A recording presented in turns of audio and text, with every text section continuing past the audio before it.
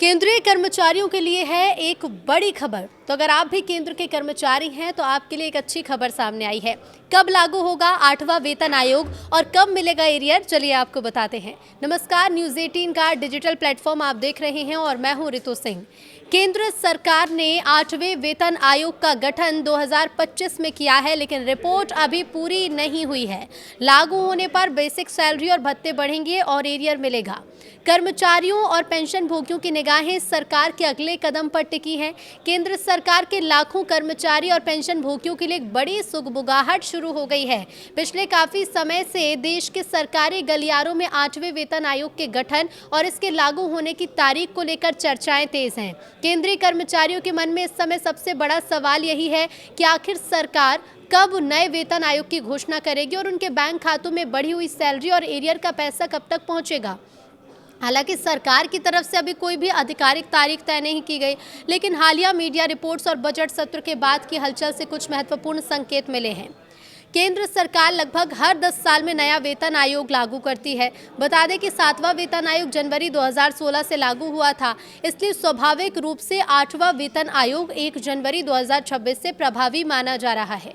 सरकार ने 2025 में आयोग का गठन किया और इसे 18 महीने में सिफारिशें देने का लक्ष्य दिया गया है।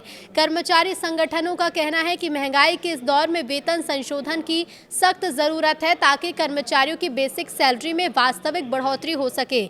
हालांकि अभी तक आयोग की रिपोर्ट को पूरी तरह से प्रस्तुत नहीं किया गया है और सैलरी में बदलाव तब तक बैंक खातों में नहीं दिखाई देगा जब तक सरकार सिफारिशें मंजूर कर उन्हें लागू नहीं करती। अगर रिपोर्ट समय पर तैयार और लागू हो जाती है तो ये 1 जनवरी 2026 से प्रभावी मानी जाएगी, जिससे कर्मचारियों को बेसिक सैलरी और पेंशन में भारी उछाल और पिछली अवधि का एरियर मिलने की उम्मीद है। अब फिटमेंट फैक्टर और सैलरी में कितनी बढ़ोतरी होगी, तो 8वें वेतन आयोग के लागू होने के बाद सबसे बड़ा बदलाव फिटमेंट फैक्टर में ही देखने को मिल सकता है। बता दें कि फिलहाल 7वें वेतन आयोग के तहत फिटमेंट फैक्टर 2.57 गुना है, जिसे बढ़ाकर 3.68 गुना करने की मांग की जा रही है। यदि सरकार इस मांग को मान लेती है तो कर्मचारियों की न्यूनतम बेसिक सैलरी 18,000 रुपये से बढ़कर सीधे 26,000 रुपये या उससे भी ज़्यादा हो सकती है। इससे न सिर्फ मासिक वेतन बढ़ेगा बल्कि भत्तों में भी अच्छी खासी बढ़ोतरी होगी, जिसका सीधा फायदा 50 लाख से ज़्यादा कर्मचारी और 65 लाख से ज़्यादा पेंशन भोगियों को मिलेगा।